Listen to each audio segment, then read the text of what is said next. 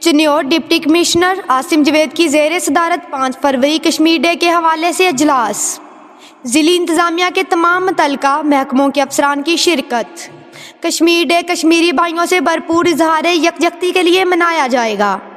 5 فروری 8 بجے صبح چناب نگر برج اور دوست محمد لالی برج پر فلیگ پوسٹنگ کی تقریب ہوگی۔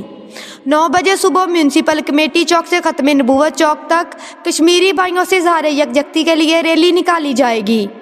ریلی میں شہر کی سیاسی سماجی شخصیات، ضلعی افسران، ملازمین، وکلاء، میڈیا، طلباء اور تمام مکاتب فکر کے لوگ بھی شرکت کریں گے۔ قائد اعظم ایجوکیشنل اکیڈمی میں 9:30 بجے ایک سیمینار بھی منعقد ہوگا۔ ضلعی افسران، سول سوسائٹی ان تقریبات میں اپنی شمولیت کو ضروری یقینی بنائیں گے۔ رپورٹ ملک جعفر علی، بیورو چیف، چنیوٹ۔